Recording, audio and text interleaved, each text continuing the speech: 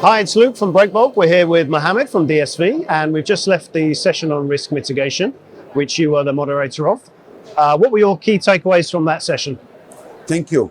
Actually, the idea of this session to come with a new subject that it's so much relevant to our circumstances today, with all these disruptions happening in the market due to the geopolitical conflicts in the region, especially the Red Sea, as well the impact of congestions, strikes in the U.S. ports, and how it led to having cost impact on the shippers. Yeah. A lot of impact on the transit time, capacity issue in the market due to the additional days in transit. As well, how is the insurance looking to that? What the cost of insurance companies? What the gaps between the insurance coverage provided by the oil majors, Yes, and the forwarder service providers, and the B&I club with the ship owners, and where is something like lost in between? yeah, To make sure that it's not only about cost, to make sure that you are truly covered, because in certain cases you think you are covered, but when issues happens you are not, or not enough. yeah, The risk mitigations need collaboration. The insurance team get great ideas, and yes, we need more due diligence around the risk. We need to collaborate and discuss risk a little bit more in a form of business partnerships. The disruptions, I can say, is not anymore surprise. yeah, It's a habit. We just gone with COVID, stuck with the Suez Canal closure, now with the Red Sea issue. So it's a mistake if we don't anticipate unknown problems coming down the road. yeah. So do we wait them, or we be ready with frameworks, with understanding how we can think, Yeah. collaborate, and mitigate risk? As well, it's important that we have first time with us the railway impact.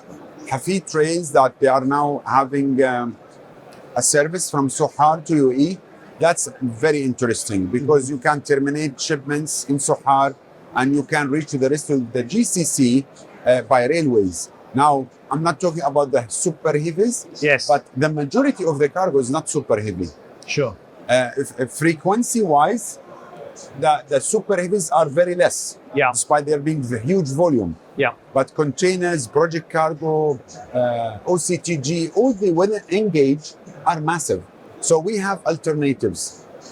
At least this one of the biggest infrastructure projects happen jointly in the region.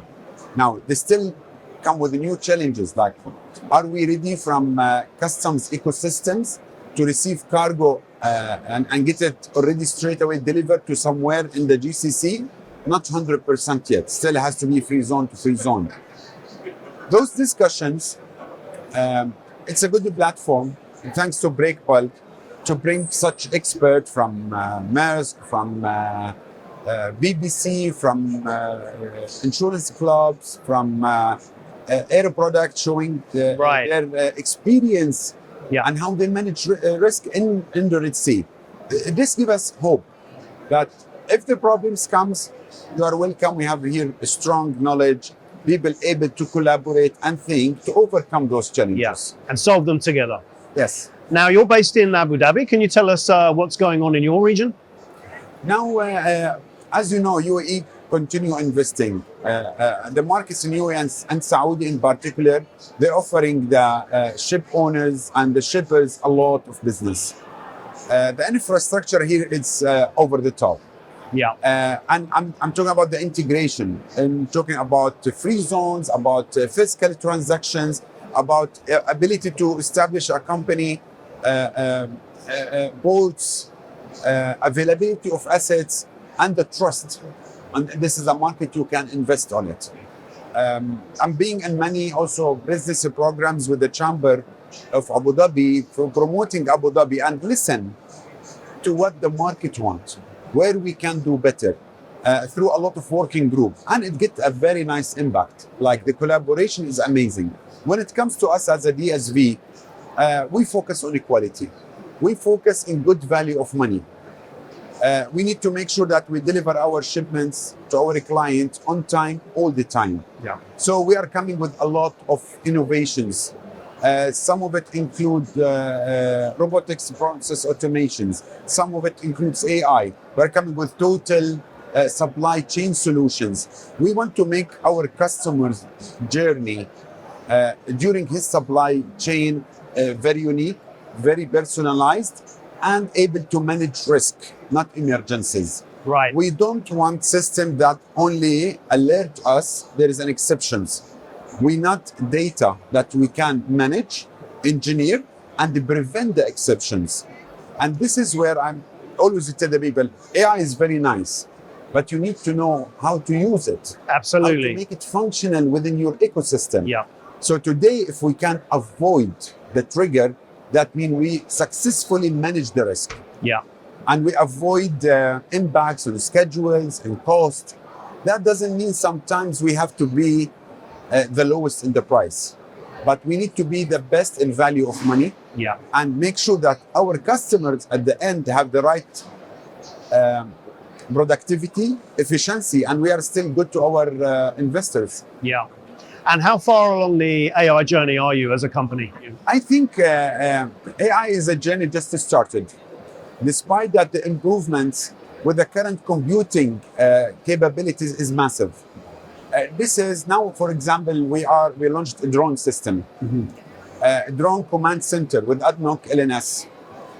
And this drone command center will fly with autonomous drones that highly depend on AI. Yeah. But that's not the whole story. You will be gathering terabytes of data.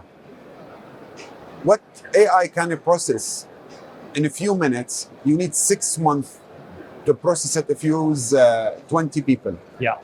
We are able, through this data gathering, engineering, science, and analyzing, to give you reports that allows you to anticipate the future and take decisions that potentially they are in very high importance for you in the future. Yeah. So the AI just started.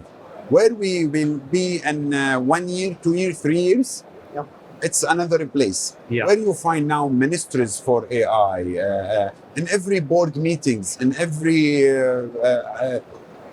discussion, the AI is becoming to be the subject. Yeah.